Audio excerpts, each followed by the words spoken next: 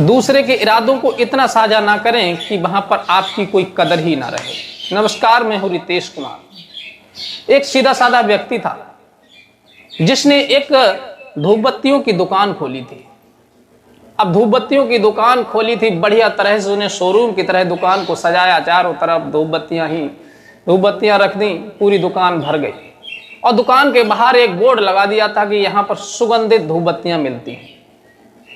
थोड़ी देर के बाद में एक व्यक्ति आया और कहने लगा, अरे भाई साहब, आपने बोर्ड तो बहुत बड़ा लगवा दिया है, लेकिन आपका जो बोर्ड लगा है इसमें कुछ कंफ्यूजिंग लग रही है।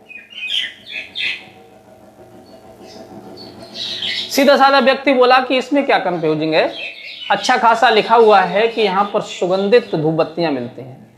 वो व्यक्ति कहने लगा कि भाई साहब, धूपबत्तियां तो सुगंधित ही होती, आपने कभी ऐसा सुना है कि धूपबत्तियों में से कभी दुर्गंध आती है, कभी बदबू आती है? तो ये शब्द कुछ अटपटा सा नहीं लग रहा है कि सुगंधित धूपबत्तियां मिलती हैं? अरे धूपबत्तियां तो सभी सुगंधित होती हैं और सुगंधित ही बनती हैं। तो आप ऐसा करें, इस बोर्ड से सुगंधित हटवा दीजिए। उसने उसकी राय मान ली, पेंटर को बुलवाया और बुलवाने के बाद में उसे कहा कि भैया, हमारे इस बोर्ड से सुगंधित हटवा दीजिए, केवल इतना लिखवा दीजिए कि यहाँ पर धूपबत्तियां मिलती हैं। ठीक है, अब बोर्ड पर यह लिख गया कि यहाँ पर धूपबत्तियां मिलती हैं। 10-20 दिन बीते, तब तक एक व्यक्ति और आ गया। अरे भाई साहब, आपने तो बहुत अच्छी दुकान खोली है और धंधा भी अच्छा चलता होगा। बोले, हाँ अच्छा चल रहा है, लेकिन आपकी दुकान तो बहुत सजी हुई है, बहुत अच्छी लग रही है, शोरूम की तरह एकदम चमाचम लगती है, लेकिन आपने इस बोर्ड पर क्या लगवा दिया है?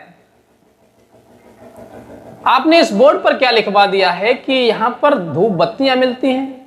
मतलब यहां पर का मतलब क्या हुआ? ये अजीब सा मुझे लग रहा है, ये शब्द जो है कुछ अजीब सा नहीं लग रहा है? अरे यहां पर जब यहां पर धूपबत्तियों की दुकान है तो धूपबत्तियां ही मिलेंगी, और क्या मिलेगा?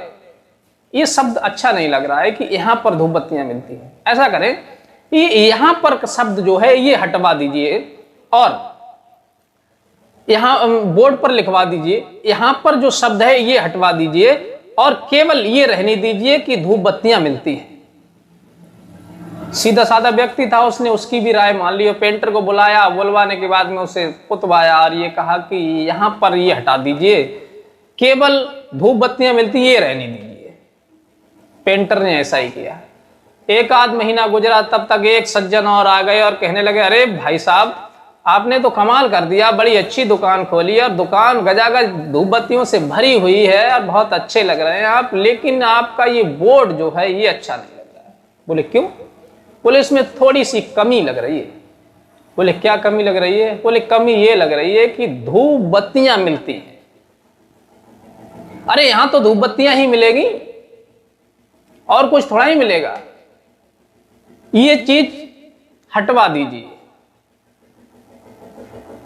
ये हटवा दीजिए। यहां पर धूपबत्तियों की दुकान है तो धूपबत्ती ही मिलेगी और मोमबत्ती थोड़ा ही मिलेगी, ना कोई और चीज मिलेगी, ना तो रसगुल्ला गुलाब जामुन मिलेंगे, लेकिन धूपबत्तियां हैं, धूपबत्तियां ही मिलेंगी। इसलिए आप ऐसा कीजिए, ये बोर्ड से ये हटवा दीजिए कि धूपबत्तियां मिलती हैं। अब वो कंफ्यूज हुआ सीधा साधा आदमी, उसने कहा ठीक है। पेंटर को बुलाया, उसने बुलवाने के बाद में उसे भी पुतवा दिया, सादा बोर्ड रह गया। अब सादा बोर्ड रह गया, बैठे हैं दुकान पर, लेकिन धीरे धीरे उनका धंधा जो है मंदा पड़ गया, क्योंकि आदमी की नजर उतनी उनकी दुकान पर नहीं पड़ रही थी। पहले बोर्ड था तो हर इंसान उसको पढ़ लेता था और पढ़ करके आ जाता था। एक दिन उनका बहुत पुराना दोस्त आया और कहने लगा, अरे दोस्त बताओ कैसा धंधा चल रहा है?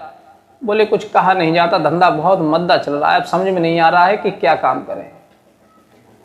ये सुनकर के वो उनका दोस्त जो था दुकान से नीचे उतर करके गया और उसने इधर उधर का माहौल जब देखा तो देखने के बाद में उन्होंने कहा, भाई एक बात बताओ, तुमने इतनी दुकान सजा रखी है, बिल्कुल गोदाम की तरह, शोरूम की तरह सजा रखी है, काउंटर भी अच्छा है, एकदम दुकान मस्त चकाचक लग रही है और धूपबत्तियों से भरी हुई है, लेकिन ये सादा बोर्ड आपने लगा रखा है, इसका क्या मतलब है?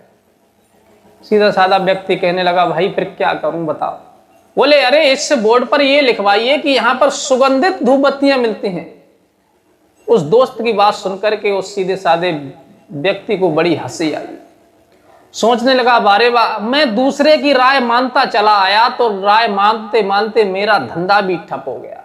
लेकिन आज मुझे वहीं पर पहुंचना पड़ेगा कि जिस जगह से मैं दूसरे की राय मान करके हटके आया, सब कुछ मैंने मिटवा दिया, लेकिन आज फिर उसी जगह पर पहुंचना पड़ेगा, वही बात लिखवानी पड़ेगी कि यहां पर सुगंधित धूप बत्तियां मिलती हैं।